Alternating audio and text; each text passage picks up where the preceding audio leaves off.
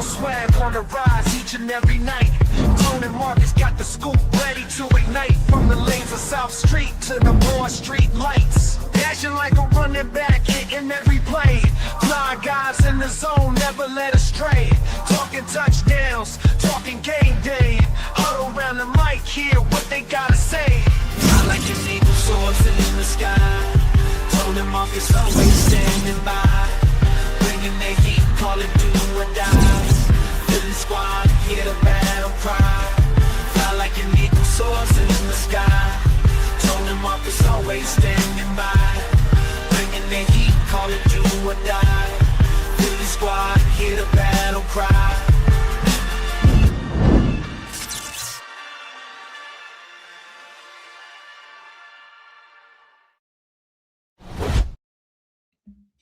What's going on, team? What's Welcome to up? the What's first up? day of the off season. My guy. How we What up, feeling, Baun? man? What's good with you? Feel good. Feel good, man. I ain't got no complaints. I can't call it big dog. You know, I think the Eagles missed a grand opportunity, but that's another conversation. Bro, I was about to say the same thing. That was my layer of frustration underneath all of this. Yeah. We missed the opportunity. Yeah, but you know what? I don't want to live in that because what's meant for you is meant for you. And when you when you don't take advantage of the opportunities that are placed in front of you, you can't point anywhere else. You can't put that on nobody else. Exactly. So when you don't take advantage of your opportunities, Philadelphia, that's what comes along with it. You get when to you watch don't other handle your people. business, you get what you get. Simple as that. Very simple. And we watched the Patriots not handle business. Yep. We watched a team that everybody bloviated about all year long, who got fat off of an easy schedule. We told people that. We talked about it. Drake May was terrible in the playoffs. It was talked about all year long. Yeah. That this Patriots team, they're winning and they're doing what they're doing, but they had an easy schedule. And people kept dismissing that because Drake May was playing so well. And, they invested a top 10 pick on him. And he was the guy, and he was showing that he could play. And Mike Vrabel, the people's champ, but the reality was Vrabel got outcoached, and Drake May flat out left his pads and helmet at home. Listen, man, it is so very difficult to win a championship in this league. Nothing is given to you. You got to go out and earn it. And I was frustrated acknowledging the fact that we had opportunities to get back there and we didn't do it. So it woulda, coulda, shoulda, don't do nothing but rhyme. However, I'm looking at, again, and for me, it always goes back to this. I look at all of them people that talked all of that shit about Jalen Hurts, what he couldn't do. He got carried. He got this. He got that. Game manager, this, that, and the other. You saw that on both sides. Both teams gave you that same recipe. That same exact recipe. I told y'all that there was no way Drake May was going to outplay Sam Darnold. And that's exactly what happened. Yeah, and he flat out didn't outplay him. But I also don't want to bloviate too much about Sam Darnold either. I mean, he completed 50% of his He completed 50% of his passes. He did make timely throws. He had timely moments, stand tall in that pocket. He did a good job facing that pressure because both teams was getting pressure early. He played well enough to win. No, for sure. He played well enough to win, and he put his defense in a situation where they can make plays. They pinned their ears back, and they brought it. And that's exactly – defense won that game. For sure. Yes. And, it's not like Sam Darnold won MVP or anything, so I don't want to kill him. But that game, all it did was just show me that I don't care how people want to spin it. I don't care what narrative they want to push or pull. I'm comfortable with the quarterback in Philadelphia. Absolutely. If Jalen Hurts would have played that bad, I'm comfortable. We'd still be content with the quarterback in Philadelphia. I'm good with Jalen Hurts. Already. Somebody in the chat already said that they already trying to say that Sam Darnold is better than Jalen Hurts. And it's like that's irrelevant. That's irrelevant. That's irrelevant. That's not even the point I'm trying to make. The point I'm trying to make is my guy did that already and actually had Twice. a great game. Twice. Yeah. You know? And it actually showed me so much more. Again, it's not even about Sam Darnold. It's about what the narrative represents. And I'm going to stand on this soapbox, and I'm going to say it to the top of the mountaintop. We saw Sam Darnold, who had a worse Super Bowl than Jalen Hurts. Oh, yeah. Somehow, some way, win it. He ended up in Disney World with Kenneth Walker IV. He got a chip. Why was he in Disney World? He didn't win a Super Bowl MVP. That trip is reserved for the Super Bowl MVP. Why is he there? Come on, dog. But Come on, son. Besides that, I watched Jalen Hurts do what he did in Super Bowl 59. He threw for more yards on less attempts. Less attempts. He was a more efficient quarterback. Played a way cleaner game. Isn't he the only quarterback in history to have like his running average, his QBR, and like he had a couple of stats that nobody's ever done before. Right. In So both of his Super Bowls. So the point I'm trying to get to is I see the conversation around Sam Darnold. They won the game. Winning is the most important. It's Super Bowl. Absolutely. Who cares what your stats are like when you win? Especially a game like that. That's the game you want to win. So he won the game. Sam Darnold is a Super Bowl champion. I congratulate him. That's a hard thing to do, no matter how you slice it, no matter how you stretch it. But it is interesting, the conversation around Sam Darnold and his standing in the NFL after he played or put up at least the production he did in that game. And you look at what Jalen Hurts did in 2 Super Bowl appearances, one of which he actually won and beat our modern-day GOAT to oblivion and outplayed him in both games. When you put that into this all that into the same pot of gumbo, you say to yourself, oh, they got picks. And let me take it a step further, and let me be a little bit more salacious about it. Let me be a little bit more brazen about it. Jalen Hurts will never get a fair shake in his league because he is a brother. I see quarterbacks do less with the same amount of resources, and they find a way to spin them into the guy, and they find a way to spin Jalen Hurts into being carried. I'm not going to move off that point. It's so obvious. Because listen, I'm an adult, man, and the older you get, the more you see, and the more you see, the more frustrated you get. And now I understand why old heads be crabby. No, seriously, I get it now because you get older and you get hip to the game. You get hip to the spin, and I'm like, oh damn, it's really like that out here. It don't matter what industry you in. At the end of the day, we people and biases exist, and everybody wants a certain person to be their guy. Exactly. And if you don't align with that perspective, you're wrong. Everybody wants to argue with you and all that kind of stuff. And it's like, because Sam Darnold, in my opinion, has done more in this league for you to say he's not the guy than Jalen Hurts has done in this league for you to say he's not the guy. Yeah, people gonna go with whatever narrative they want. So at this point, like I say in the beginning of every year, miss me with all of the lists, miss me with the top 10s. All of that kind of stuff, because at the end of the day, it don't matter. And then Jalen Hurts was still there, Marcus. He was still there. I watched this NFL. They tried to force not Sam Darnold, but they tried to force Matthew Stafford down our throats. They wanted that dude to be in the Super Bowl so bad, so they could give him the MVP. He could win it, all of that type of stuff, and it just wasn't meant to be. He got just like everybody else. And Sam Darnold just happened to be on the right team and just play well enough when he had to play well enough. Mm-hmm. And he got good. And let's say I get into it. Sam Darnold had a very good year, by the way. Absolutely. Had 2 good years in a row. He just had 2 terrible games last year at the end of the season. He had 2 strong years back to back, 2 different organizations. So I give him credit for that. But I see a couple things. I see a couple things in the chat that I want to address, but I'll get to it in a second. Did you see Cam Newton?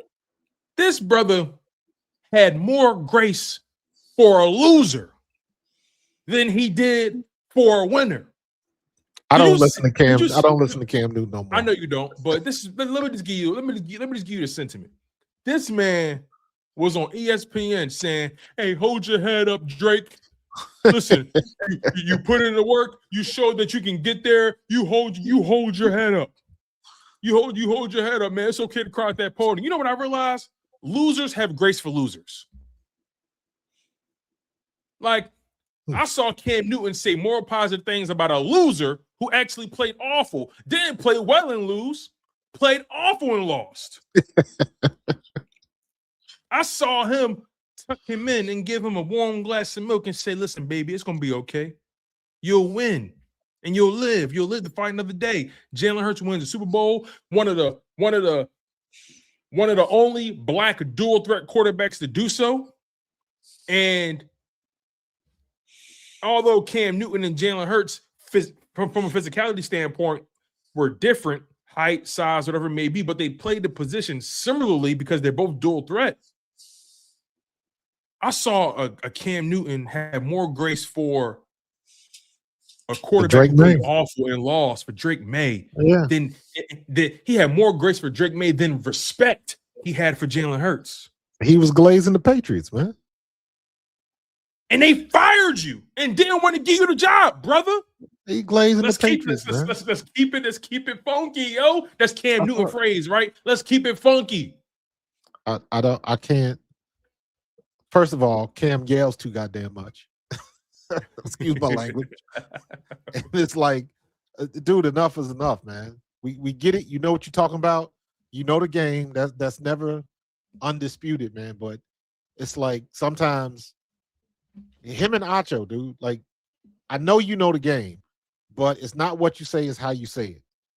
And when you get to the point you listening to somebody, man, I can last about 30 seconds with Cam, even when he making sense. And I'm like, bruh, I gotta either mute you or find my information somewhere else, man, because it gets irritating listening to him sometimes. Mm-hmm. And he knows what he's talking about, but it's like, oh, bruh, like lose the act, say what you gotta say, and just like bring it, but it's lose the extra stuff. It's too performative, way too performance. And you know it's like he done been embarrassed enough about it, about that situation. You know, Jalen Hurts embarrassed him all enough because that's on the internet forever.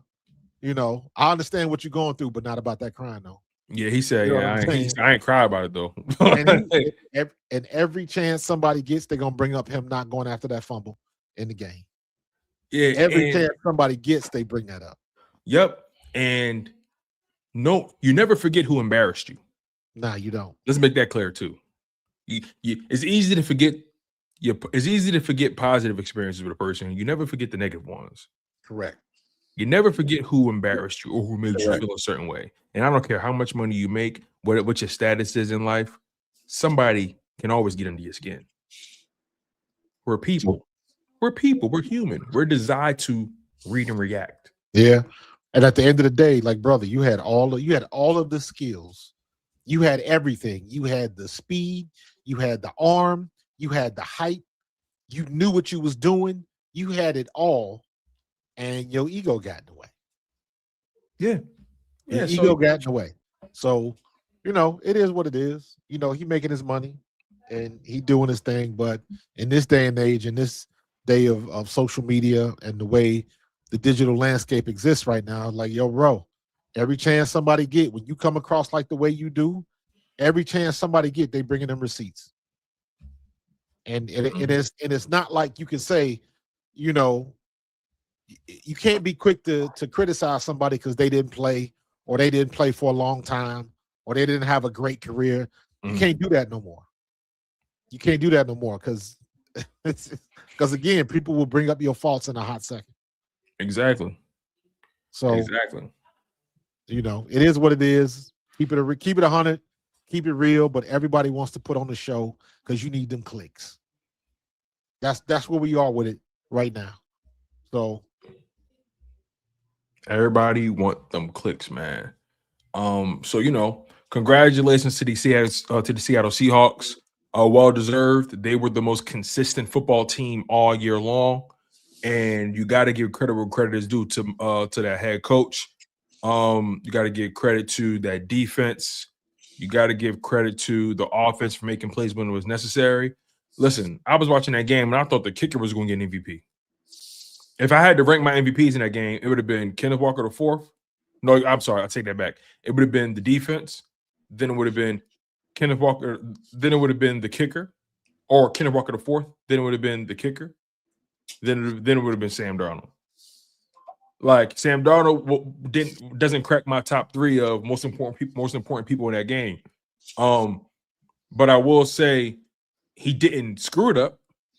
No. Actually, I put it to you this way. Sam Darnold's performance further validated why Jalen Hurts plays the game the way he plays the game. Exactly. He didn't turn the ball over. He further validated why it's so important to play the game the way he plays the game. Absolutely. He even made a couple plays with his legs. So congratulations to Sam Darnold, man. But I saw somebody post like, the league loves Mahomes. The league people love Mahomes. People love Lamar Jackson. They don't think the Jalen Hurts fodder is race related. First of all, people don't like Lamar Jackson as much as you think. No, not even close. People don't like Lamar Jackson as much. His talent, he's just so talented. It's hard to deny back-to-back MVPs. But absolutely. But trust me, back-to-back MVPs. Exactly. People don't like Lamar Jackson as much as y'all think. And you can tell in how he's discussed versus how Josh Allen is discussed. And he's more accomplished than Josh Allen. Yeah. Josh Allen gets more grace, more respect than Lamar Jackson does. And he's way more accomplished. You see, the disrespect has levels to it, right? You see, Lamar Jackson gets that top 3 level of respect. I mean disrespect. So he's always going to be compared to those top 3 guys. But he doesn't have the overall respect because you can't deny the accolades. You can't. But they don't respect Lamar Jackson the way they respect Josh Allen. They not because they don't put Lamar out there like that. Yeah, and listen, they don't put him out there like that. But now, even with Josh Allen, in my opinion, Josh Allen done shot his load now. So he ain't because he caught more flack for losing that game, and now you got to start back from square one. You got a new coach, new coordinator. You got to do everything, and it's hard to get it going when your whole regime changes. Mm-hmm. So I'm like, bro, if you couldn't get it done this year and everybody was 100% right, you had all the competition out of your way and you still couldn't get it done. So that's on you. That's a you problem. You had the best running back in the league. You had a good defense. Everything was in your favor. And you choked. You came up short. Mm-hmm. So again, I always harken back to what I say. I was like, y'all can take whoever you want to argue with me about who the best quarterback in the league is. My answer is yes. I love when you do that. I don't care who you say. Yes, whatever you say. All I know is I've been there twice, and I got a ring out of the situation. How many people had on their bingo card that Sam Darnold was going to take the Seahawks to as much as I love Mina Kimes. I love Mina Kimes. But when you pull that receipt and you hear her crash out when the Seahawks traded Geno Smith for Sam Darnold, they thought the world was ending. Funny how that thing works out for you. Geno Smith goes down to Vegas and looks god-awful. Sam Darnold goes up to Seattle, and what do you know? What do I always say about a change in environment sometimes? You never know what you're going to get. And sometimes you just got to play the game and let it play itself out. And coaching matters, man. Coaching matters. And the reason I respect Seattle is because they've been building that team. They drafted those players. They supplemented with a free agent here and there. They built that team. I saw a post on PFF say that who's the GM for the Seahawks? I forget his name. I don't know offhand. Let me see something. It is John Schneider, right? I saw PFF have a post on their page saying John Schneider has had the best 4-year run a GM could ever have. What? No, he didn't. I swear No, to he God. didn't. I swear to God. They said that. Because people have short memories. Yo, it's like, yo, they won. I'm so happy for them. I am really happy for them. But yo, we like keep it G. Well, here's G. the thing. Here's the thing. We still in that grace period. They ain't even had the parade yet. Yeah. So we still in that grace period. They still on the high of winning the Super Bowl. You know what I mean? So you got to give them that 2-week grace period, and that's all they're going to talk about. Then we going right back to the draft, and they're going to get relegated right back to whatever they used to be. But they just get the moniker of reigning Super Bowl champions. Now, we're not even going to get into the questions of, can they do it again? Can they repeat? Can they run it back? All of that stuff that we had to deal with in Philadelphia. Because I don't believe anybody thinks that that team is that good. And are they going to be there again? I don't know. But they got the ring. They got the chip.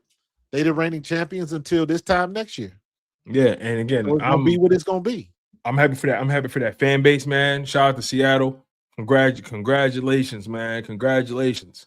You know, I think, let me ask you a question. Do you think where the league is clearly, okay, you got 2 back-to-back NFC winners in the Super Bowl and two Super Bowls where, well, both winners had elite defenses. And I guess I'm trying to ask you, do you think the league has a new formula to winning? No. I think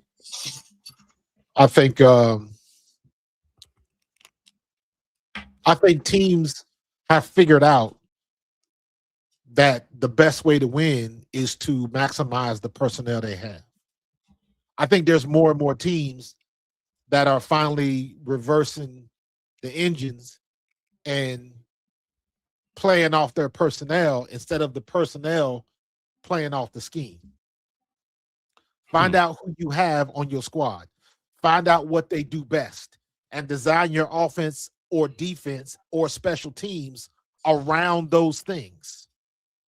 Not vice versa. Not this is my playbook.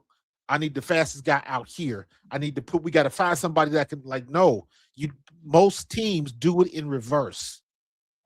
And it's amazing how nobody figures that out. You find the best players on your team and you maximize what they do best. You don't put them in your system because for the longest time, that's what they did. The coaches were the brainchilds. And if you don't want to play in my system, it's my way or the highway. For the longest time, it was like that. And you lost a lot of good players, a lot of good athletes, a lot of good quarterbacks. Not to mention the black quarterbacks and everything, because people for the longest time didn't think black quarterbacks were smart enough to play the position. So there were so many people, and you had that old boy network that didn't want to think any other way. And you can look at that standpoint from any sport. And what it all comes down to is when people got out of the way of the ego and started seeing, when they started knowing the personnel, it made all the difference in the world. Mm-hmm. So that's why I always get upset when we couldn't run the ball. And then I look at somebody like San Francisco and it's like, how come they can run the same plays every damn week? Everybody know what they running. Everybody knows what they running. And can't nobody stop it. Why is that? Their offensive line isn't that good. But they had it so they had the right people at the right places and they could execute certain plays almost to 80 to 90% efficiency. With a success rate, could nobody stop it even if you knew where it was going. That's why I'm so excited to see what Mannion is going to come with. And now everybody was poo-pooing Cooper that we got from the Vikings. And I was like, you can't look at it that way. You talking about the O-line coach, right? Yeah. Like you can't look at it because the Vikings didn't have a great year or their offensive line wasn't that good. They had injuries. They had injuries on the offensive line all year. They had a lot of injuries, but I'm looking at it from the standpoint of you can't hold that against them when we got the best coach in the business and we couldn't run nowhere. So I was like, once you get in the right scheme and you get the right people, and to your point, everybody's healthy, everybody's 100%, and you got what you got, and then you line it up in the trenches and see who gonna win that war. You want to go when everybody's 100%, and we ain't have nothing close to that. I like where you took it. Let's stay there. Jeff Stoutland is gone. Didn't think I would say that, but wasn't on my bingo card, bro. Wasn't out on my bingo card at all, but nonetheless, it happened. Of course, when things like that happen, the rumors start to circulate, and it leads people to formulate their own assertions, right? People have their so-called trusted sources. People when I say sources, I mean the lunch lady or the custodian. Like, they be like, a source can be somebody who's just in the building. A source can be somebody who just picks up the mail, like, and drops it off. So I try to tread lightly when these people say they sources, but the rumor is that Jeff Stoutland lost run game coordinator duties, and he grew and he got frustrated with that. And overall, the frustrations kind of was boiling over throughout the season because of the lackluster run game. But the reality is, and I'm talking explicitly about the 2025 season. So when I say this, don't think I'm trying to dismiss what Jeff Stoutland did for the Philadelphia Eagles. I'm not. When he retires and when he's all done with the sport, we can, reminisce and wax poetic about his legacy. And he's going to be in the Eagles Hall of Fame. Yeah, and I would never disrespect his legacy. I know he's churned out Pro Bowler after All Pro, after Pro Bowler, 2-time Super Bowl champion. I mean, this dude. They might find a way to put him in the NFL Hall of Fame. Right. Jeff Stoutland found a way to turn a rugby player, a rugby project, into a all-pro offensive tackle. So Jeff Stoutland, he's golden in his city. He ain't got paid for another $1 million in the city ever again. But he was the run game coordinator last year. He was the offensive line coach last year. And I understand that they had some injuries on the interior. I get that. And I'm not dismissing that. In addition, he had no answers. None. He had no answers. And someone's going to try to spin that like I'm disrespecting Jeff Stoutland. I'm prepared for that. No, that's the facts. But the reality is, when Jurgens came back, and I was talking about Jurgens all year long, I didn't feel like he was healthy. I felt like they should have sat him or did something with him. Yes. But when you just gave him the money, it's kind of hard to do that. It's kind of hard to do that. If he's healthy, you got to play him. You just paid him. You got to play him. Yeah, now we playing politics. Yeah. And then Landon Dickerson, rumor is he may have an early retirement because of the injuries he's been dealing with. And then Lane Johnson, likely he retire. So that means you're going to miss. That means you're going to lose out on two. Lane said he might come back. Okay. I don't know if you heard that. I did. Lane made a comment about Sean Mannion, saying that he was going to give the new guy a try. Yeah. So I'm like, that sounds to me like he's planning on giving it one more shot. Not to mention, we got to get into the conversation about AJ Brown and all the stuff he was saying at the Super Bowl. Yeah, do me a favor real quick though. Bring up Bam Bam's comment. It's interesting. Thank you, Bam Man, for locking on the show. We appreciate you, Bam Man 1003. He says people are bashing Nick, but it's the head coach's job to step in when the coaching staff are having problems, no matter who it is. Possibly it could have been handled better, but it wasn't wrong in my humble opinion. You know what's so funny about that statement, Bam Man? And thank you so much, because I think you raised an interesting point. The reality is, I love when people say that when things are going soft, the head coach has to step in. Correct. When he steps in. But hold on. There's a line with that though. Here's what I mean when I say that. Offensive line not playing well. You want him to go coach the offensive line? Hey, these guys aren't doing well. You want him to go coach with the wide receivers? You want him to go coach here? He's the head coach. He can't be everywhere at once. At some point, you gotta let motherfuckers do their job. At some point, guys got to do their job. Like, I mean, he can have conversations with Stoutland, but you think Nick going there and getting into a 3-point stance and telling these guys what to do, or getting into a he's what's the expectation from the head coach when certain things are just beyond you?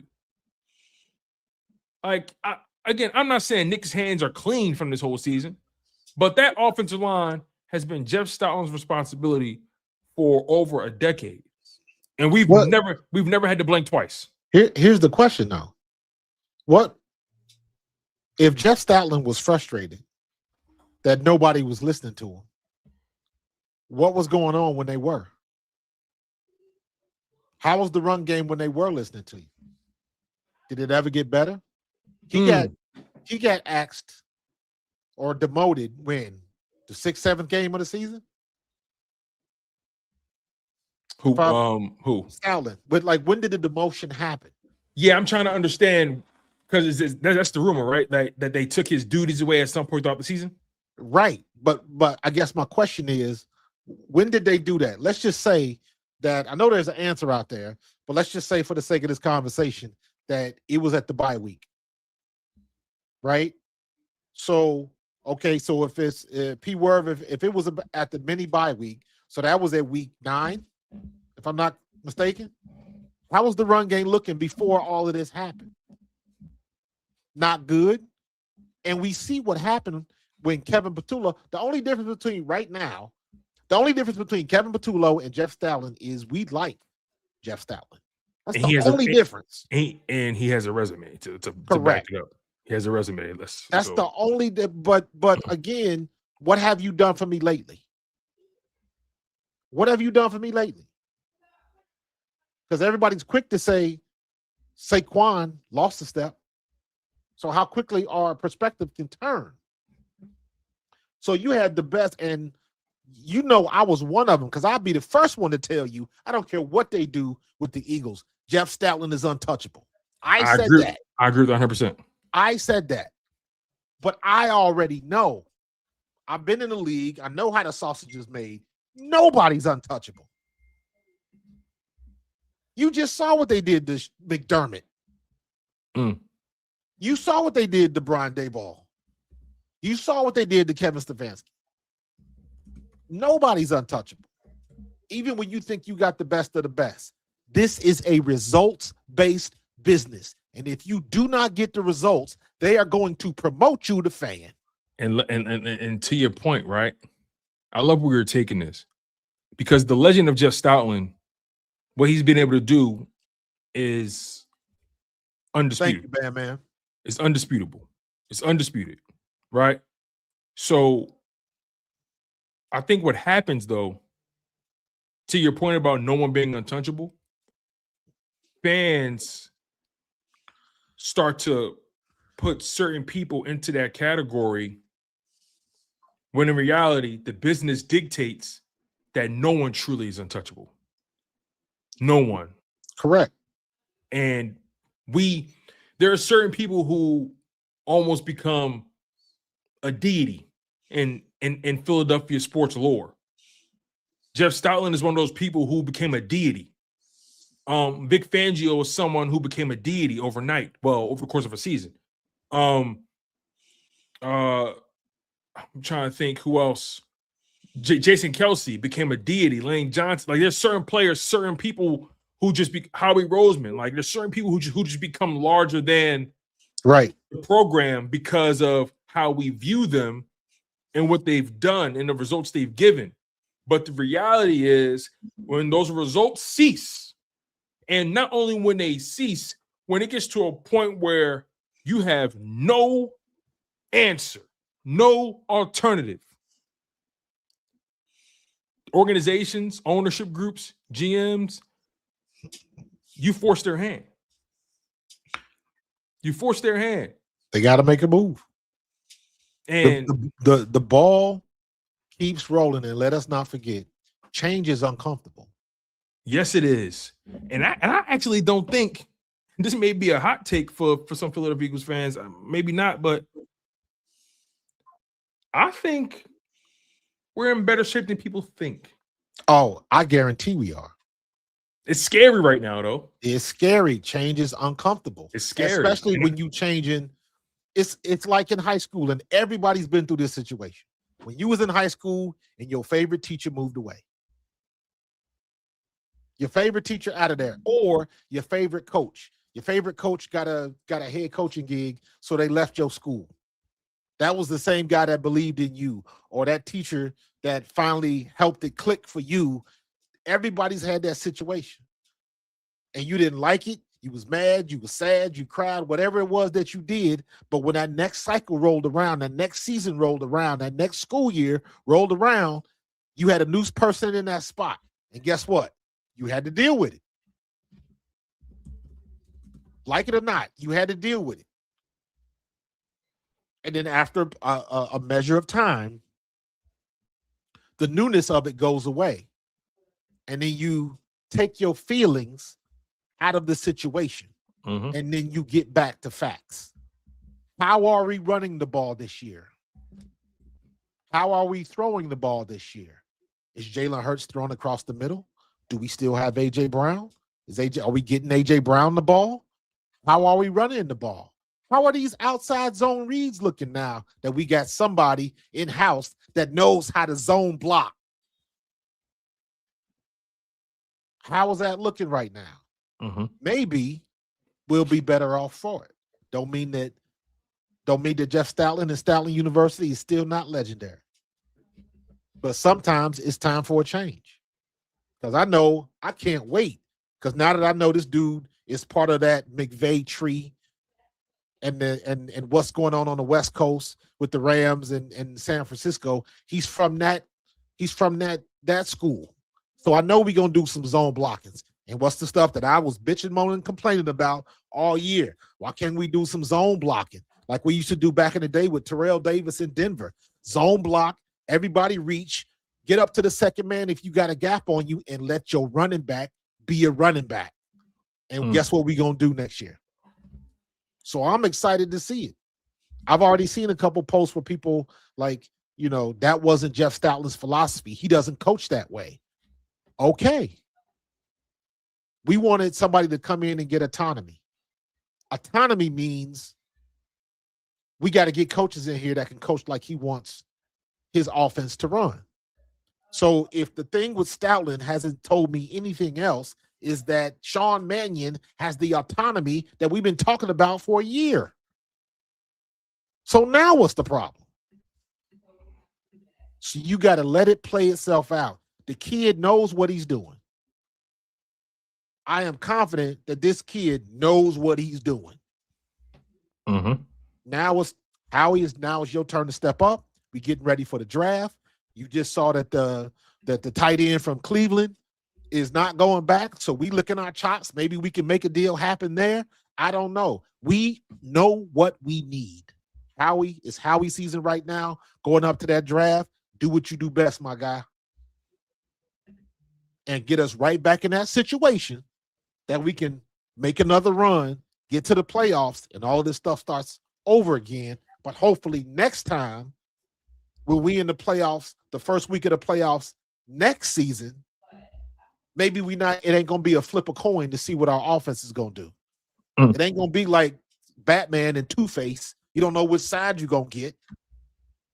Maybe we can have some consistency on offense. We'll see. But I have a little bit more confidence now that we got this young kid in here, and we're going to see what we're going to see. Because, to your point, Tone, what was going on wasn't working. Jeff Stoutland was a part of that not working. And now he's not here. Maybe, even though it was a powerful engine, maybe it was time for that engine to be replaced. Yeah. But we going to find out. Yeah, man. I'm just not going to take the bait, frankly. Things happen, change happens. I'm not going to get too emotional about this because I've accepted what the league is. I've accepted the business surrounding it. I've accepted the fact that this is more than just entertainment. I've accepted that this goes beyond just fandom. I've accepted that these organizations are not going to do what the fans want them to do. They're going to do what they feel is in the best interest of the long term and now of the organization. I've accepted that. So I can't get but so emotional about it. Will I have opinions about certain things? Yeah, and I'll share them. But if I don't have a real opinion about something, if I don't have a real emotion attached to something, I'm not gonna fake the funk. You know, like, because I give you guys so much emotion already. So no need to waste my load. You feel me? No need to waste my bullets. no need to waste my bullets. Like I'm a passionate guy by nature. But I'm not going to misuse that passion. And I salute Jeff Stoutland for everything he provided this organization. 13 years strong, baby. And let's not forget, he almost left before. He did. He almost left a couple times. And it's not a done deal that he's gone now. The offer is still on the table for him to come back in the organization. Whether he will or not, that remains to be seen. Like, well, I don't know in what shape or form. They already hired a new line coach. So what does he come back as? I don't know, but I know that door is still open. It don't always go because he is who he is. He might not coach at all. He might just sit around and chill. It's possible. Don't be surprised if this is Vic Fangio's last year and this is a setup waiting for Jim Schwartz. Don't be surprised if Stoutland go to the college game and get that bag. Yeah, that's true. Because he came from college. He was coaching at Alabama, I think. Yeah. So you know, I mean, don't be surprised if he go to the college game, and then he's an older guy too, like moving. You know, he's a but see, and that's the other thing that people don't want to. Stoutland is what 70? Yeah, Stoutland been around for a minute. He don't want to move nowhere. No, Stoutland is not 70. He's 64. He's 64. Stoutland is 64, yes. But when you're talking about somebody that's 64, he been in Philly for a long time. He got his wife. And Fangio is 67. Fangio 67. I thought Fangio was a little bit older than that. But people like that, when you at that point in your life, you don't want to just pick up and move everything. Even if Jeff Stoutland, let's say Jeff Stoutland takes another gig somewhere else. Now he gonna have it in his contract. Y'all find me a place, fully furnished. I ain't moving shit. I don't want to go nowhere. All I want to do is bring my wife with me, and we automatically that's in the contract. I'm not dealing with all of that. Mm-hmm. I'm not moving my whole family, my kids, my dogs, and all that kind of stuff to halfway across the country for 8 months. Mm-hmm. So he's people a family at that dude. age, He's they don't want dude. that hassle. They do not want that hassle. Yeah, that's why why you think Darius Slay took the Steelers job? Like Exactly. he didn't want to pack up and leave, and that man in his 30s. No. Like, his kids is rooted in the area. He'd been in Philly for like over 5 years, something like that. Like Slay was in Philly for like 5 years. And he would have went to back-to-back Super Bowls. He told the Patriots he ain't want to play. No, that was the Bills. Was that the Bills or the Patriots? That was the Bills. My bad. Yeah, that was the Bills. You know, why get your heart broken like that? Right. You know, but regardless, though, I mean, look, the Eagles are going through some changes right now, and like you said, the change is uncomfortable, and there's probably more changes on the horizon, right? You briefly brought up the AJ Brown thing, and everybody. Here's the thing about these players, they always make their rounds on Super Bowl week. They get none of these guys are sitting anywhere for free. By the way, all those guys are paid to be where they are. So, I tell you what, folks did not expect for AJ to come across like that, though. They did not expect that. They didn't expect the Philly Love Fest. Mm. And I was like, that's interesting. I don't know how much I buy it, though. I buy it. I take him at his word. Here's I take AJ at his word until he breaks it. I'll say this, though, right? Listen, we hear all the time guys say, hey, this is where I want to be. 2 days later, they traded. Yeah, Now, is that always their decision? No. Right. I don't want to take that caveat away. It's not always the player's decision. But trades aren't always one-sided. No. Sometimes the organization senses something or they're seeing something and they want to move on from it or get ahead of it. Now, when it comes to AJ Brown, that aside from AJ Brown, he mentioned, how much he loved the city and, he's welcoming the new coordinator, the changes and whatnot. One thing that stood out to me, he said change is always good. Now, the pessimist in me can say, oh, that was coded. It's possible. The fan in me can say, yeah, he's on board with the Eagles doing everything possible to show that they're trying to move the offense forward. Now, AJ Brown's opinion on his team matters because he's been a captain for consecutive seasons. Correct. And what he said about the Philadelphia Eagles offensively has never been a lie. And I think although his methods can sometimes be questioned, I think deep down this organization understands that he didn't tell a single lie. So when you think about what they've done in the overhaul offensively, they even kicked out Scott Leffler after a season. They completely overhauled coordinator on down. I think Parks Frazier is still on the staff in somehow, some way, but they've completely overhauled that offensive coaching staff. New offensive coordinator, new pass game coordinator, new quarterback coach. Their actions have shown you they have not been satisfied with the development of Jalen Hurts, and they have not been satisfied with the evolution of this offense over the past handful of years.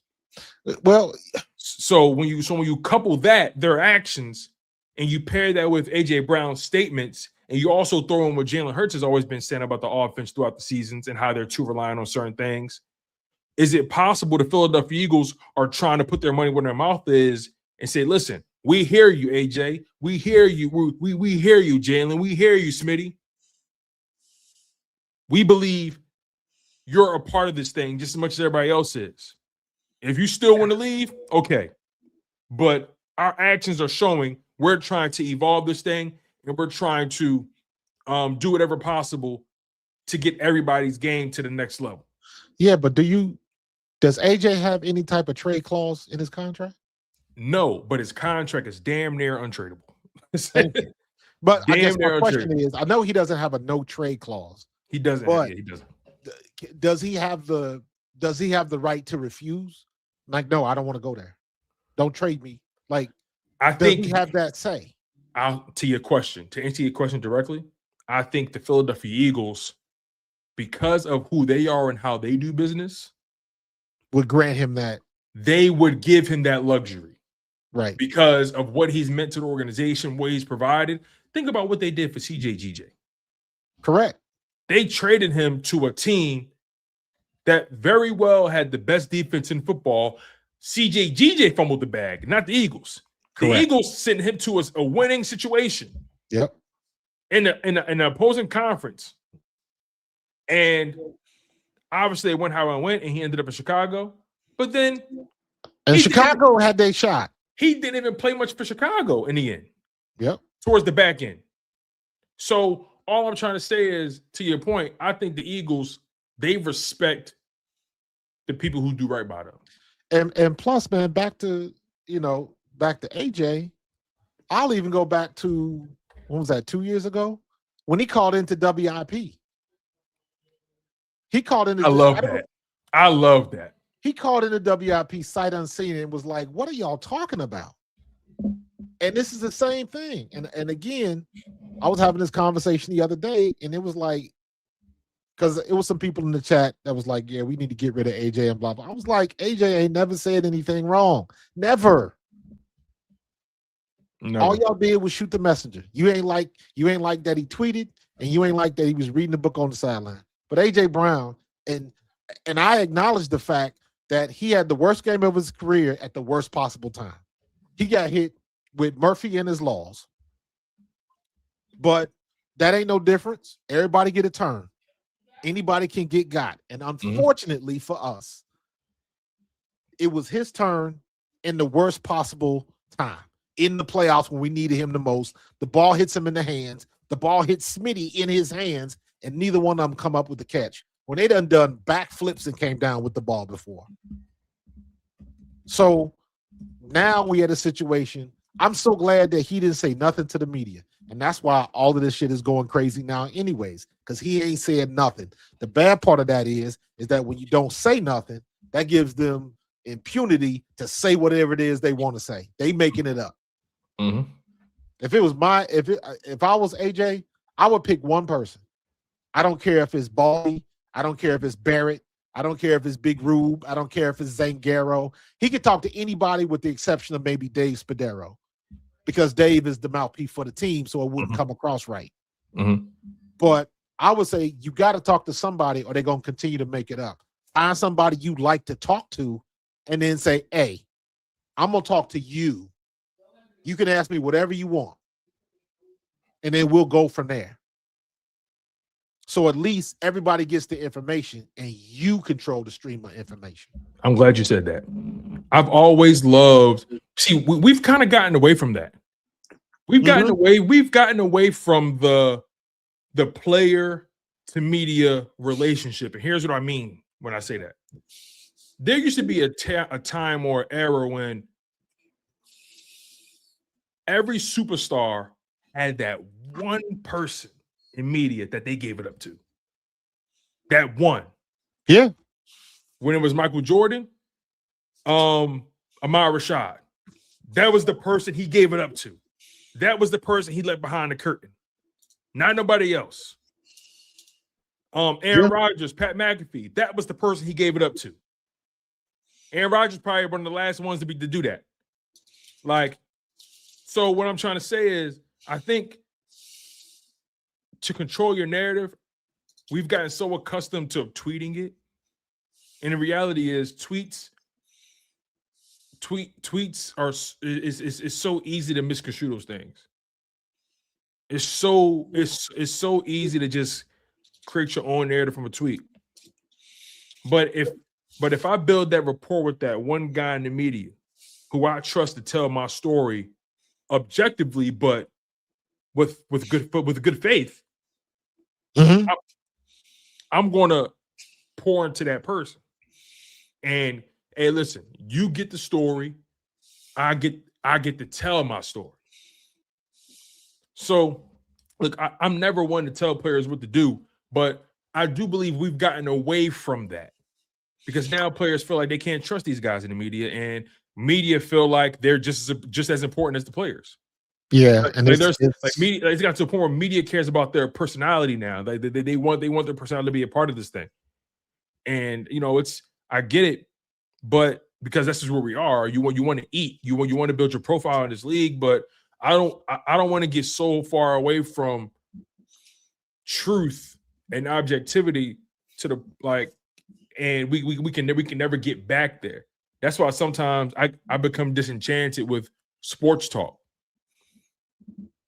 It's not even sports talk anymore. It's all about if your opinion doesn't align with mine, you're wrong. And it's not more, I guess it's no longer a conversation. It's more of you telling me what you think it is, period. And it's like, I don't want you to have a monologue. I want to have a conversation. And you don't get that no more. You get that on social media. We'll talk. We engage with the chat. When I go live, people come on the show, give their opinions. I want to hear what you got to say because I know I'm not the smartest person in the room. And your opinion matters. And there's a lot of bullshit that you got to sift through. However, it's a lot of people that got something smart to say. When you on the radio, their business is making everybody think they stupid. So even, we beating a dead horse now, but you listen to sports radio enough. You've been around it long enough to know. And then you look at people, it's like, come on, dog. Why would you say that other than you looking to get the clicks from it? Because it makes no sense. Because if you had any type of, I guess, journalistic integrity or anything like that, but I can't even say that because most of these people ain't journalists. It ain't too many beat reporters. That's why I say talk to somebody like Zangaro or Big Rube or somebody that are in the locker room every day. The beat reporters that are you got relationships with because you see them every day. and at least they'll give you the benefit of the doubt.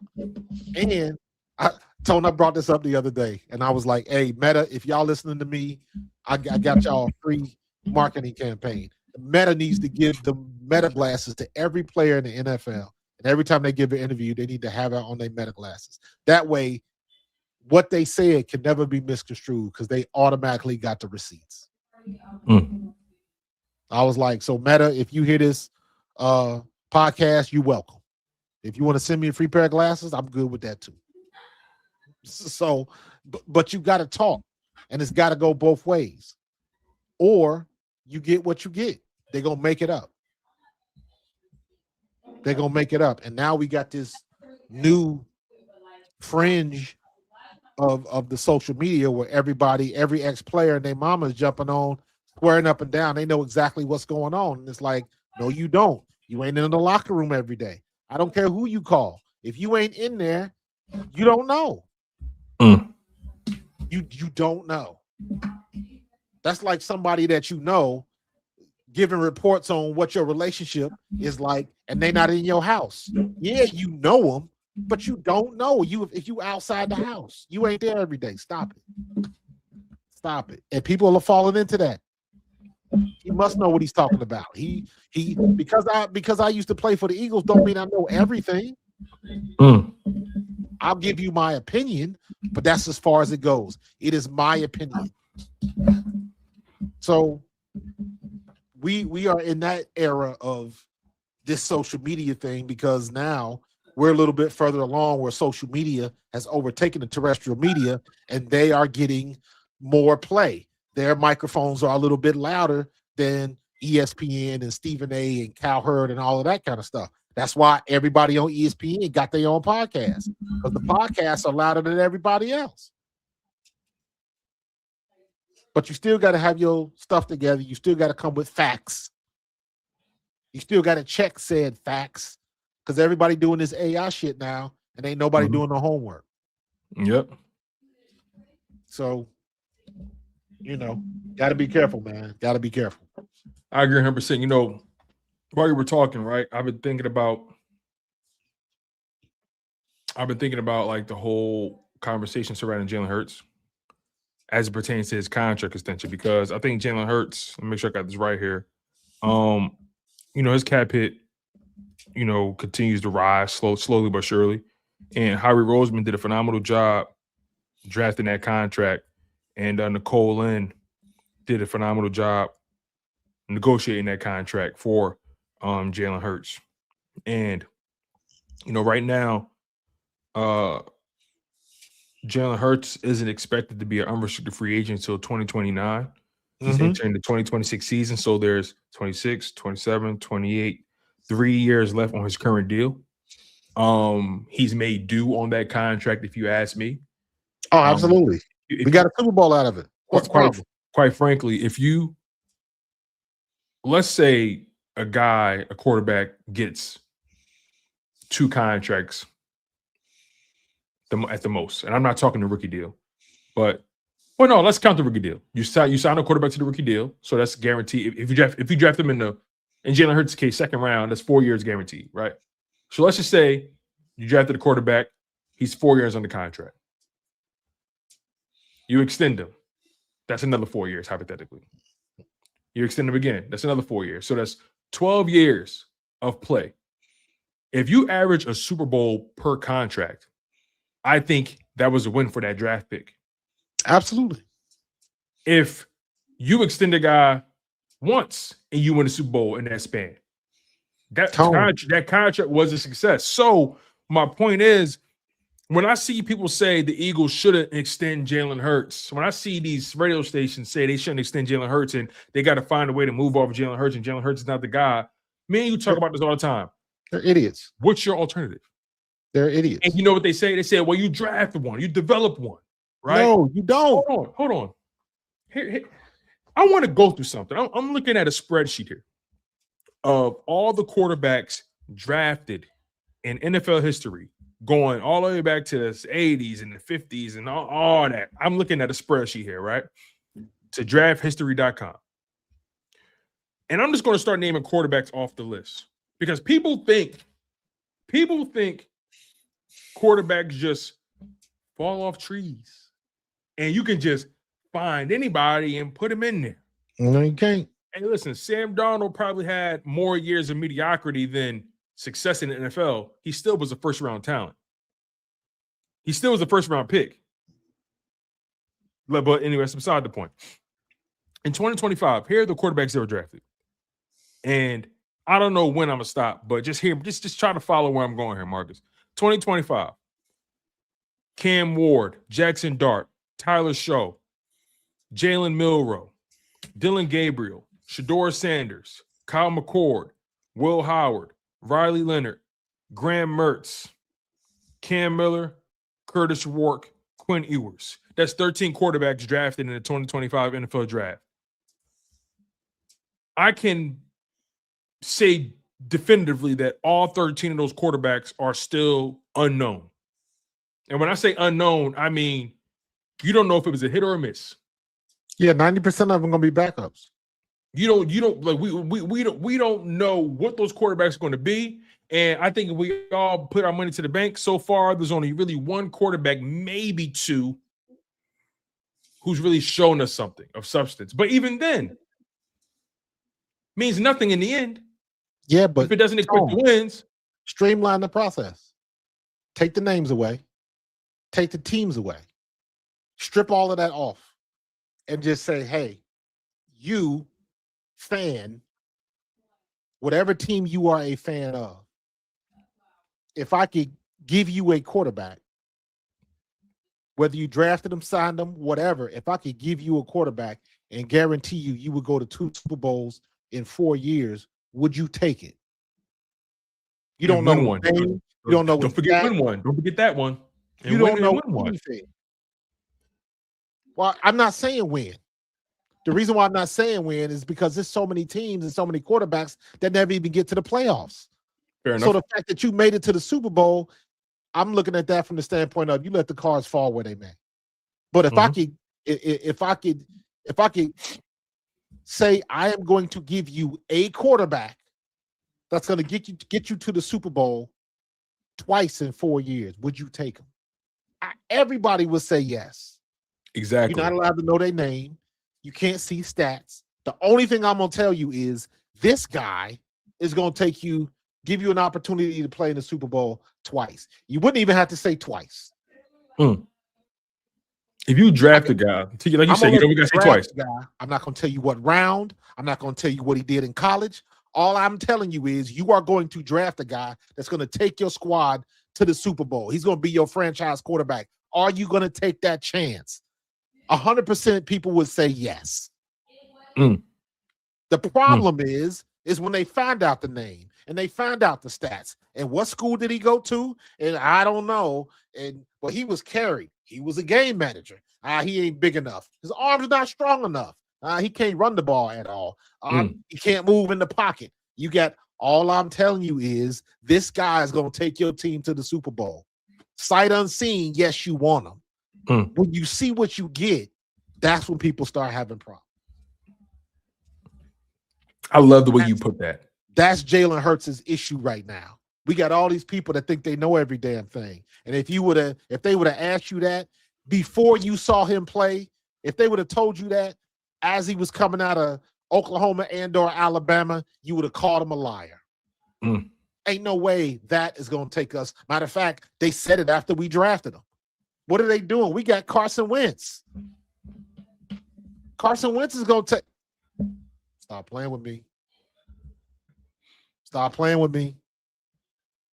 You got a guy that listens. You got a guy out of all the teams in the NFL that's going to get another offensive coordinator. We got the one quarterback that can actually deal with it. Because he ain't never had the same quarterback. You're cooking. And he's still been to 2 Super Bowls. You're cooking. And that's the funny thing about it, right? Every time there's so much, you know how people always say, well, there's data out there to show that the Eagles are unstable. Well, if you shift that lens, the data actually shows you, in spite of the instability, they win and get to the big game. Not many organizations, not many players are able to overcome with the pressure the Eagles put on their staff and players. The Eagles are a franchise that make it very clear when you walk in that door, we win here, and if you're not pulling us in that direction, we will push you out. And you have to take into consideration that verbiage is not consistent anymore. Dysfunction, if you look it up in the dictionary, I heard a preacher say this one time. The definition of dysfunction is somebody's dissing their function. But it means something different in San Francisco. It means something different down in Miami. It means something different over in Chicago. But in Philly, that means everybody ain't getting along. Jalen Hurts sucks. Sirianni needs to be fired. A.J. Brown is a diva. That's what dysfunction means. What? And in spite of all that dysfunction, we still made it to the playoffs. While y'all was in Cancun. Stop playing. Here, listen to this. Here's the dysfunction. Here's the definition of dysfunction. An abnormality or impairment in the function of a specified bodily organ or system. Disruption or failure of normal social relations or political processes. Now let's take it a step further. Dysfunctional. Dysfunctional means not operating normally or properly, or unable to deal adequately with normal social relations or political processes. I love what you said, that definitions change all the time when it comes to these words. All depends on who's saying it. All depends on who's saying it and what your narrative is. Because what I will say is the Eagles don't operate normally. No. You want to know why? Because there are people in this league who, no matter how they want to criticize the Eagles or say what they want to say about the Eagles, they haven't accomplished what the Eagles have accomplished. You don't get where the Eagles got by being normal or by being adequate or by doing things properly. You go against the grain, you take shots, you swing for the fences, and guess what? You make sure you got a parachute on the way down. You make sure you got an exit strategy on the way down. The Eagles are an organization. They like the Marines. First one's in, last one out. They always got a plan. There's always a plan. Always a plan. They're like the Navy SEALs. Always a plan. You know, like they like the A team. What my man? What my man with the cigar always say? I love it when the plan. I love it when the plan comes together. I love it when the plan comes together. You done went back in the 80s on me, dog. You talking to my heyday, man. I love it when the plan comes together. So all I'm trying to say is, right, when people say Jalen Hurts is not the guy, he's a Super Bowl champion, Super Bowl MVP. When people say, oh, you're going to move on from Jalen Hurts to find another quarterback, where? Quarterbacks don't fall off trees. Quarterbacks aren't as easy to develop as people want to make it seem. And again, I went through the 2025 draft class. All of those guys are unknown and unproven. Let's 2024 draft class. Caleb Williams, I would say that's a hit. Jaden Daniels, I would say that's a hit. Drake May, I would say that's a hit. And I would say Bo Nix is a hit. That's 4 quarterbacks from that draft class out of a total 1, 2, 3, 4, 5, 6, 7, 8, 9, 10, 11. 11 quarterbacks. 4 out of 11. Not a bad ratio. Kind of reminds me of that 2020 draft class with Jalen Hurts and those boys, right? That's a pretty but good it's percentage. very rare you have a 4-4-11 ratio or a 4-4-11 dynamic in a draft class when it comes to quarterbacks, right? But then you go to the 2023 draft class. Bryce Young, I would argue he made the playoffs this year, but he has more bad tape than good tape. CJ Stroud, after that rookie season, the entire world's been questioning him. And now after that playoff game, oh yeah, his contract extension is definitely the topic of no one's conversation. Yeah, but here's the funny part. You got to count that as a hit. You got to count Bryce Young as a hit because, number one, they made the playoffs. Mm-hmm. And number two, they still put him in as the franchise guy. Fair enough. What you want. Now, how that plays out is a different story. Fair enough. Because if you can look at CJ Stroud and say it's looking a little iffy right now, can't you say the same thing about Josh Allen? Oh, for sure. And by the way, I think CJ Stroud is a good quarterback. I just think he has some things he got to work on.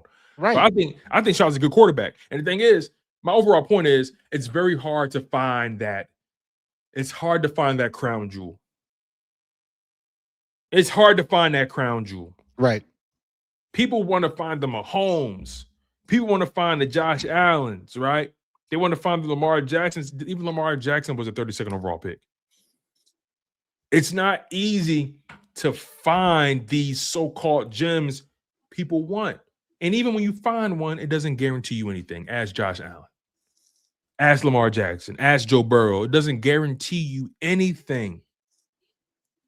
Jalen Hurts is a second-round pick. Second-round pick. That 2022 quarterback draft class, awful. The 2021 draft class, the only one to stand the test of time has been Trevor Lawrence. Everybody else has turned into a backup or less, or maybe out of the league. 2020. Now we get to the Joe Burrow, Tua draft class, Justin Herbert, Jordan Love, Jalen Hurts. Tua may start somewhere because he still was a first-round pick and another organization is going to give him a shot, but not normal. The 2019 quarterback draft class, Kyler Murray is the only one to survive that group. And Kyler Murray is about to be a backup. He's about to be a backup. 2018, Baker Mayfield, Sam Darnold, Josh Allen, Lamar Jackson. They're the only ones who've become something in this league. Josh Rosen. Remember when Josh Rosen was drafted? You know what he said? I'm going to make everybody who drafted me pay. Who skipped out on me pay. Fast on me pay. Yep. Right. But how's that working out for you? Right. And Josh Allen, no Super Bowl appearance. You know, Sam Darnold got to win, game, bro. You got to play the game. All I'm trying to say is this quarterback thing that people want to act like is a given. It's an inexact science. It's an inexact science. So when you actually find a guy that can run your team and you find him, develop him, build around him, invest in him, and you can win with him, why would you try to believe or try to find something more than that? That is the blueprint. Scout a guy, draft a guy, develop a guy, build around the guy, invest in the guy, you win with the guy. That's the goal. That's the goal. Jalen Hurts has checked all those boxes. And y'all don't like what it looks like. But you want more. You want more. He won you a Super Bowl and took home the most prestigious award in football, Super Bowl MVP. But you want more. You want more. And you let the national media convince you that there always is more. Yeah, because the national media has been exposed because they are looking for a particular look. We've been over that conversation before. They want the style points. They want to check all the boxes. They want the 6'4". They want all of that, the golden arm, all of that kind of stuff. And like those guys don't make it to the Super Bowl. They don't make it to the Super Bowl. You tried to stuff Stafford up there again. You try to stuff Jared Goff. You try to stuff Trevor Lawrence. You try to who give me another quarterback that meets those expectations. And look, I never got nothing bad to say about Stafford because he's an MVP and he's a Super Bowl champion. And now Stafford isn't a Super Bowl MVP, but he has MVP in the regular season and a Super Bowl championship Lombardi that he rightfully deserved. So, absolutely. So Matthew Stafford is exempt from any conversation that I have about the quarterback positions. Matthew Stafford is the real deal. The reason I bring up Stafford is because the narratives wanted Stafford to win so bad. Yeah. To the point where it was like, ugh. Like, stop it. Stop with the Stafford glazing. He got to have a good team too. We saw what that looks like in Detroit. Exactly. And he ended up in the same boat. You had arguably one of the best young defensive players in the league in Jared Verse. Didn't help. Still got eliminated. Still got your tickets to your Jet 2 holiday in Cancun. So you won the Super Bowl, but how long ago was that now? Yeah, that's a distant memory. What have you done for me lately? They told us. They told us the 2018 Super Bowl, the 2017-2018 Super Bowl. Hey, Eagles fans, that's a distant memory. You got to do it again. Got to do it again. New quarterback. Can you do it again, though? Y'all won one. Okay, cool. Y'all ain't going to never win nothing with Jalen Hurts. That's what they said. Hold on now. That's what they said. Then 22 came up. And the funny thing about the loss in 22 was Jalen got everybody's respect. Everybody's respect. That's why, to me, after watching 22 and then seeing how 23 played out when we didn't have a defense, and he still played relatively well. He still played good enough to win. But again, in my opinion, we got outcoached in 23. We got outcoached. We got outcoached this year with Patullo. We lost the chess match. Maybe they were almost right to want Sirianni fired. But if Sirianni gets fired, we had this conversation a while back, Tone. If Sirianni gets fired, do we win that Super Bowl in 24? I don't know. Because you got somebody new coming in. They bring in a new regime. All the stuff that we doing now, we do it in our Super Bowl year, and I don't believe we go there. People are supposed to be where they're supposed to be. Sirianni was supposed to be here, whether you like it or not. He was the right guy for the job, for that group of men in that locker room. And that was proven when we hoisted that trophy. The thing that pissed me off about Sirianni the most is we didn't lead the starters in and put up a 40 burger on them damn Chiefs. You mean 50? 50 burger. Yeah, absolutely. We could have dropped 50 on their head easily. We should have dropped 50 on them. I was with Jalen. You sure you want me to come out? Man, I'd have kept running that play. I'm like, we going to get damn Saquon 100 yards in this game. I ain't gonna lie, man. I'm vindictive that way. Man, I would have put the gas on his ass. Because they did it to us. They hit us with the same okie doke play twice when we lost that Super Bowl. So, guess what, man? Don't ever take your foot off the gas. You too much of a nice guy, Nick. Could have been me. But guess what? I digress. Because you got the chip anyways. Yep. And when they said you couldn't do it, when they said, what does a CEO coach do? And you had every damn example of great CEO coaches, but you ain't want to talk about them. You don't want to talk about Harbaugh. How great would it be to have Harbaugh here and get rid of Sirianni? Harbaugh ain't won a Super Bowl.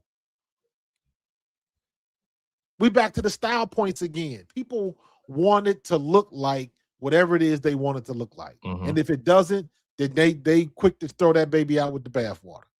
And it's like, you got to look at the track record. You got to look at the body of work. I don't give a damn what you feel about Nick Sirianni. I don't care that you don't like that he go back and forth with the fans in the stands.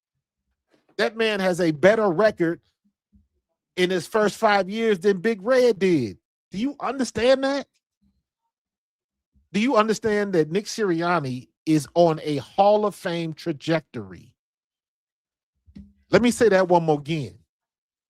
Nick Sirianni is on a Hall of Fame trajectory. He has been to the playoffs every year he's been a coach. He's got 2 Super Bowl appearances and a victory. That's Hall of Fame level. And all he has to do for the remaining tenure is be good. He ain't got to be great. But because some people don't like his personality, they don't like his attitude, they don't like the way he come across, and that, man, miss me with all of that stuff. Y'all would never have liked Jimmy Johnson. You never would have liked Bill Parcells or Dan Reeves or Marv Levy or Bill Walsh back in the day. You wouldn't have liked them guys either. Because them were the dudes that was the original "it's my way or the highway." Bill Parcells was notorious for having his guys. And he cut a lot of players so he can bring in his guys. But you know what? That joker got some Super Bowl wins, though. Couldn't say nothing to him. We are Sirianni is at that level now. He's at that. Sirianni done been to how many Super Bowls did Parcells go to? I gotta check that. Yeah. Let me see. All right, Bill Parcells won 2 Super Bowls as the head coach, both with the New York Giants, following the 1986 and 1990 NFL seasons. 3. Yeah. 3. He also So reached the head two coach with the Giants and Patriots, one with the Patriots. So he's been to 4. No, he's been to 3. You're right. I'm sorry. He's been to 3. Yeah, I'm talking about specifically as a head coach. Yeah, he's been to 3. He's been to 3. Yeah. But he's on that trajectory. And people still gonna try to find a way to hate him. And it's like, man, shut it up. Because again, let's strip away the name, let's strip away the team, and let me say, hey, I got a guy, and this guy is going to take your team and your city to 2 Super Bowls in 4 years. Do you want him? You don't get to learn anything about him until you commit. Anybody would take that deal. Anybody. Man, when I saw Jalen Hurts on Super Bowl weekend, we can close it out with this, man. And I appreciate you for always going the distance with me, big dog. When I saw Jalen Hurts this past weekend, in that group of Super Bowl MVPs, the legends, and it's a very small group, by the way. Very small group. What did they call that group again when they introduced him at the beginning of the game? They called them the Super Bowl legends. They called them the Super Bowl legends. The Super Bowl legends. Okay. I didn't make that up, right? You didn't make that up, right? No. Nope. That was how they introduced those guys, to the point where they wanted to recognize those gentlemen. Special customized varsity jackets given to a very select group of people who've accomplished something almost insurmountable, who are in rare air. I saw Jalen Hurts rubbing shoulders with Peyton Manning, Tom Brady, Lynn Swann, Emmitt Smith, Jerry Rice, Montana, Eli Manning, Steve Young. I mean, like, what are we talking about, bro? The only active player to be honored. The only active player in that group. The only black quarterback in that group. Tom Brady, Joe Montana, Peyton Manning, Eli Manning, Steve Young, Jerry Rice, Emmitt Smith, Lynn Swann. That's high praise right there. Say what you want about him. You can never take it from him. Nope. You can never take it from him. The only active player. Let them say what they want to say. We got our guy. I'll roll the dice with Jalen Hurts every time. For the notice. You see, it'd be different if he only made it to the Super Bowl and he lost it. And okay, yeah, he made it, but can he win one? That's But been to 2, won 1. Okay, I'm rolling with this guy. I'm rolling. Tone, watch this. Watch this. Because I haven't heard it. I've been looking for it, but I have not heard it. How many news stories and how many sports radio topics have they talked about how hard it is to make it back after you lose? It's always I haven't heard that all week. I ain't heard nobody say that about Drake May. I saw one graphic, but I think it was a repost of the old graphic when they showed it last year. So you're right. So nothing new. Y'all keep moving that goalpost. Leading up to that Super Bowl that Jalen Hurts won, all they kept saying was, guys like him don't win it. When they get another crack at it, they don't win it. Jalen Hurts was fighting against so many narratives going into that game, so many demons going into that game. He was fighting against history. Come on. Anyway, that's our show, y'all. That's our show, man. We appreciate y'all. Make sure you guys smash that like button. Make sure you guys are subscribed, man. Me and my guy, Markus Thomas, always gets it done. You feel what I'm saying? So, again, we appreciate y'all. For sure. You guys have been phenomenal. We got a long off season, folks. Get ready. Mm-hmm. I am efforting to get my guy Ian Cummings back on the show soon. He is my go-to guy for draft coverage. He is a draft expert. He writes for PFF. I think it's PFF. Ian Cummings, if you guys haven't seen any of my shows with Ian Cummings, go kind of back in my my archives and look for them shows. Ian Cummings is one of those guys where if you pick any random name for college, he'll have information on him. Like, he's that in depth. He's one of those guys where he can answer any question about anybody that's going to be in the draft. So he's about to get into his busy season. I mentioned him about 2 weeks ago because I'd already talked with him. And, he was about to go on holiday and about to take a little vacation because he knows he was about to get hot and heavy because now it's draft time. So this is his time of year. So I'm looking to get him on as we get ready for the draft. It is officially Howie season. And I'm ready for it. Let's go. I'm ready to see what Sean Mannion gonna do. All these coaches that he's putting. Everybody got exactly what they was asking for, with the exception of losing Stoutland. But we're gonna find out if that was a plus or a minus. It's gonna take a minute to figure that one out. It is, man. Buckle up, Eagles fans. Yes, sir.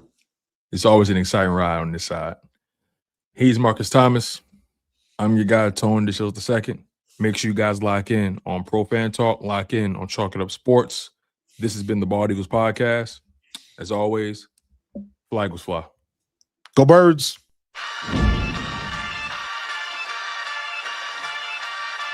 In the city of Philly, where the birds take flight, Eagle swag on the rise each and every night. Tone and Markus got the scoop ready to ignite. From the lanes of South Street to the Broad Street lights, dashing like a running back, hitting every play. Blind guys in the zone, never led astray. Talking touchdowns, talking game day. Huddle around the mic, hear what they gotta say. I like an eagle soaring in the sky. Tone and Markus always standing by, bringing their heat, call it do or die. Philly squad, hear the battle cry. Fly like an eagle soaring in the sky. Tone and Markus always standing by, bringing their heat, call it do or die. Philly squad.